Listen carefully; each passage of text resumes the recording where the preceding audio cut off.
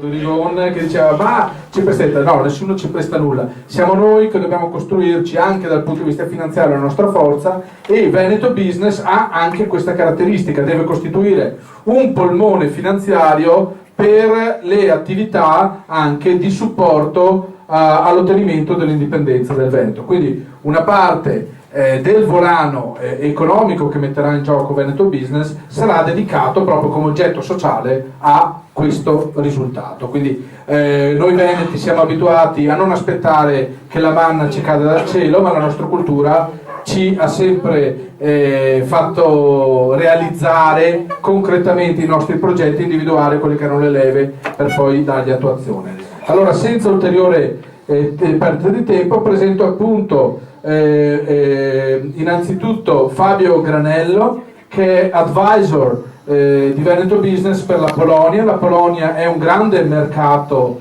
che tra l'altro si sta sviluppando sempre di più e che Fabio Granello conosce molto bene, essendo a Varsavia da diversi anni, e che ora ci anticiperà. Fabio Granello ha anche preparato della documentazione che ora vi distribuirò e che poi comunque, siccome è in un certo numero limitato, sarà poi messa a disposizione degli aderenti anche in modo digitale.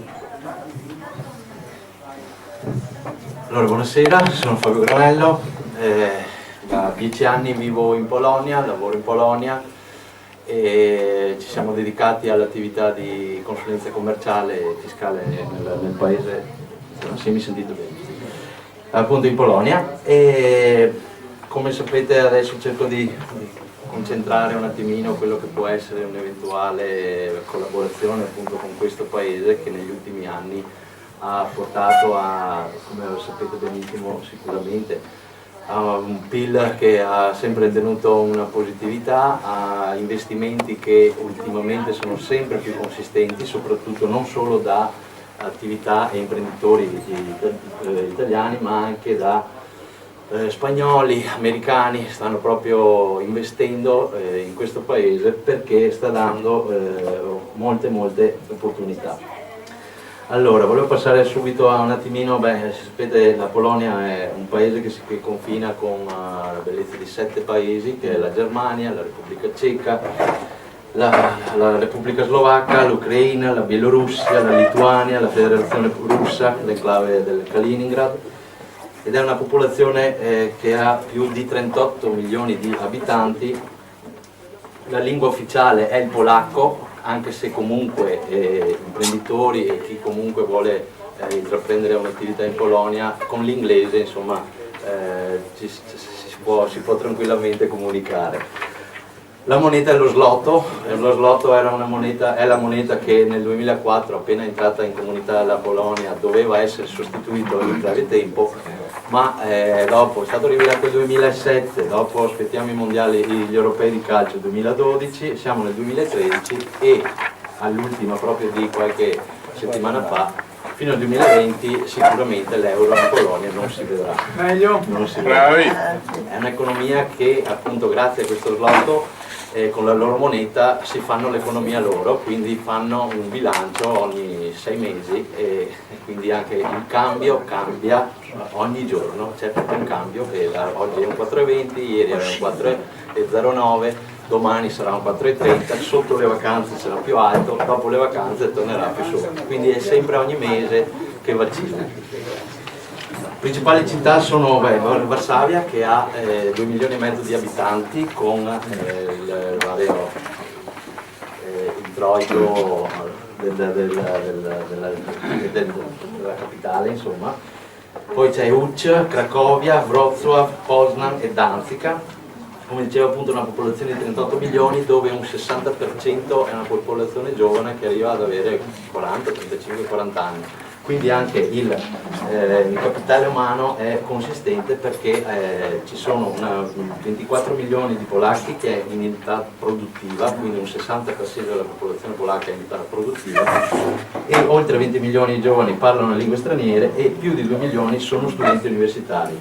Uno studente universitario esce dall'università che sa perlomeno 3 lingue, quindi non è la nostra università che fai fatica ad avere dopo l'inglese, a saperlo, però ripeto, 3 lingue sicure, quindi il polacco, l'inglese e il russo. Volevo proprio essere molto veloce e conciso. Per quanto riguarda le costituzioni di società in Polonia, ci sono le società per azioni, la spółka e la società a responsabilità limitata, come qui da noi giustamente. Questa deve essere, per quanto riguarda appunto lo svolgimento e la costituzione di una società, vediamo una società a responsabilità limitata, ha un apporto in capitale sociale di 5.000 zloty, significa 1.200 euro contro i 10.000 euro della società a responsabilità limitata italiana. E è una società appunto che per quanto riguarda il consiglio, vediamo che c'è un consiglio di amministrazione, c'è un'assemblea e un consiglio di sorveglianza. Il consiglio di sorveglianza è quello che noi consigliamo sempre agli imprenditori, soprattutto italiani, in quanto nel consiglio di rappresentanza è un consiglio che non ha, nel momento della costituzione della società, non va ad avere quelle responsabilità che gli amministratori invece comporta agli amministratori nel momento che viene costituita la società, perché si parla di come si può dire, di responsabilità sia civile che penale per quanto riguarda l'amministratore. Per la società invece per azioni vediamo che il capitale in apporto è di 100.000 zloty, quindi si parla di 25.000 euro, sempre suddiviso in quote. Quando si registra una società nel tempo breve di 30-40 giorni si ha già la partita IVA già aperta, il conto bancario e deve essere registrata presso il Tribunale Commerciale nel registro delle imprese e quindi viene anche registrata nella nostra INPS immediatamente. Dopo 30 giorni, quando la società appunto è avviata, vediamo che la contabilità deve essere comunque tenuta da un commercialista, possibilmente esterno, perché comunque anche se si tiene un commercialista all'interno della società, questo comporta delle problematiche che in questo momento non sto qua a spiegarvi perché è una cosa un po' complicata. Il bilancio esercizio, anche questo deve essere consegnato ogni mese. I principali investitori in Polonia in questo momento, si sa benissimo, il gruppo Fiat, che è un gruppo grossissimo, l'Unicredit, la Ferrero, la Indesit, le Autostrade SPA, la Mapei, la Brembo, il gruppo Mercegaglia, la Cantoni. Queste sono società che stanno dando lavoro a tanta gente, anche grazie al fatto dei fondi strutturali, dei fondi europei nelle zone economiche speciali.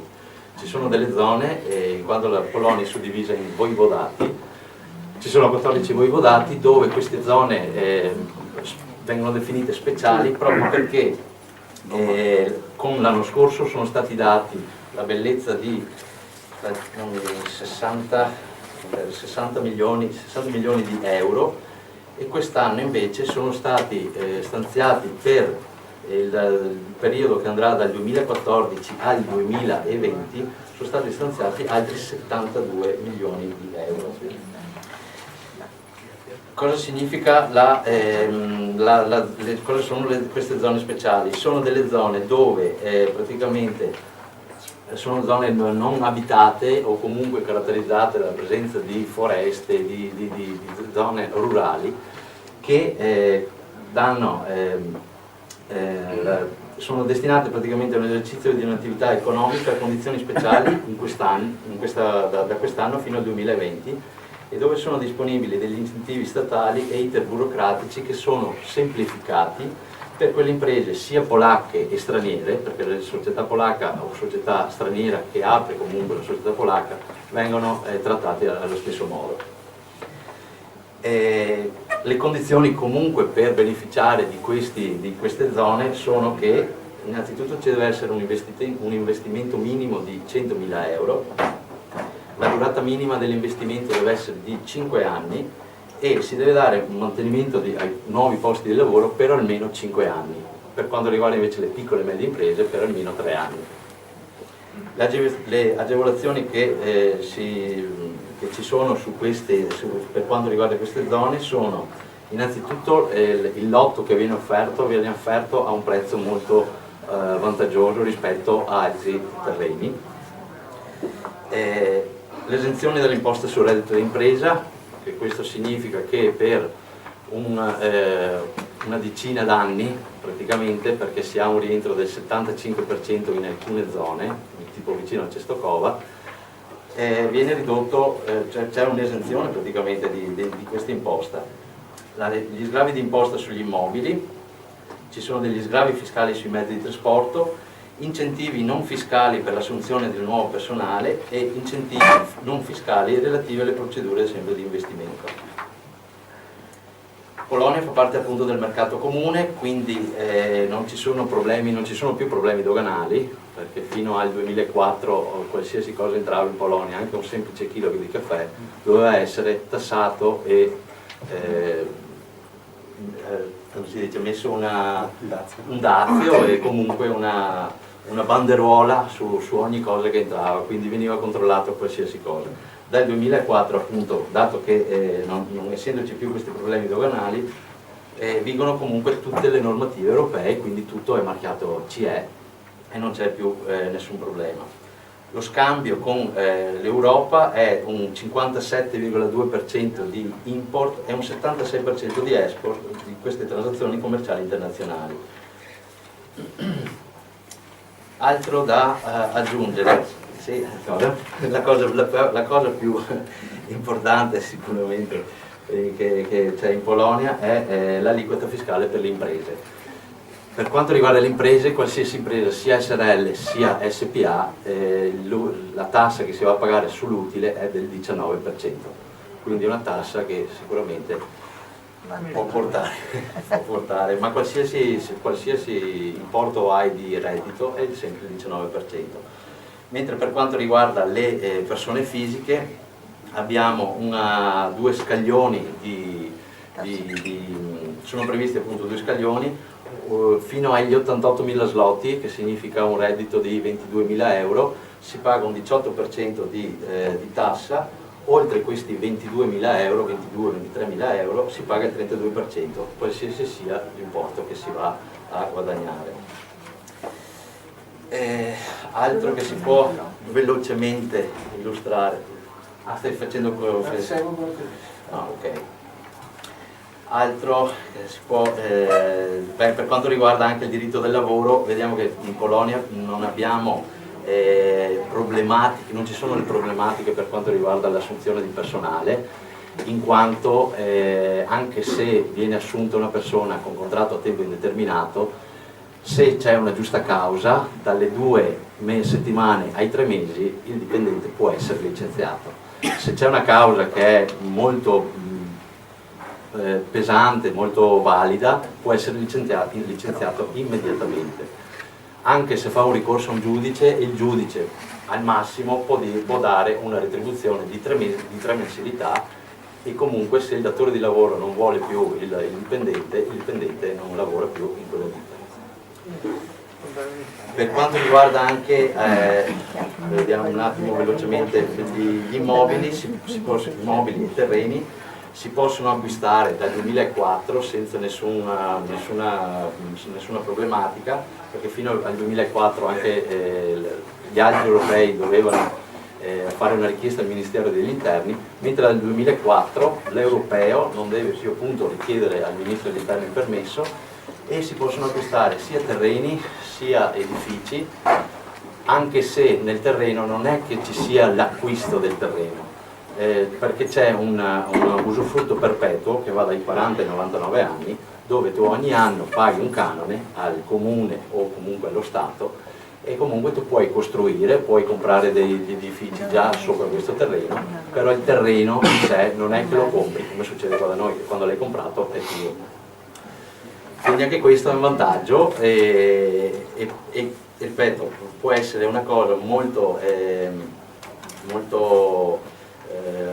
orribile per quanto riguarda il discorso dei vari acquisti che si possono fare, nel senso che gli immobili o i terreni che una ditta vuole comprare, o comunque anche una persona fisica italiana che la può comprare in questo momento, può portare dei vantaggi per quanto riguarda la tassazione. Mi scusi, Sì.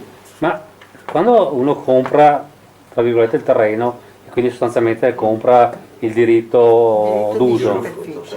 ma quando c'è una transazione tra privati, si compra il residuo oppure si riazzera? Si riazzera sempre. Ah, ok. Sì.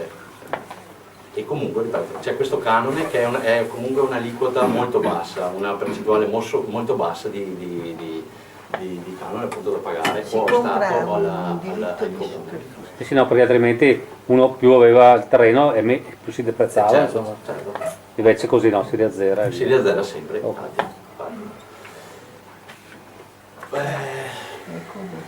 Altre cose potreste Si potrebbe stare, penso, ore, diciamo, adesso l'obiettivo è quello di dare una prima panoramica anche veloce e far capire comunque che abbiamo dei collegamenti importanti, e quindi, giusto per dare degli esempi, laddove ci fosse l'esigenza di aprire un'attività oppure di cercare di fare delle attività commerciali, sicuramente il Veneto Business è in grado, grazie appunto a questi collegamenti, di aiutare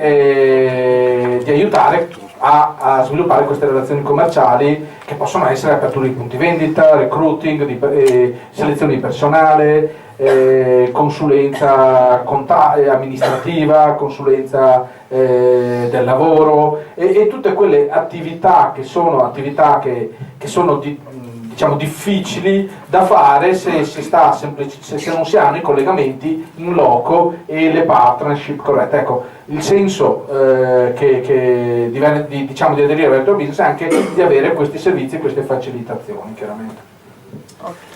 E poi vedremo anche, penso separatamente, tutta una serie di cose, anche poi magari per chi si ferma a cena ci sarà l'opportunità di approfondire un po' di temi, ecco, in questo senso. Bene, per il momento io mi fermo qua, poi eventualmente se ci sono delle domande, sicuramente ce ne saranno.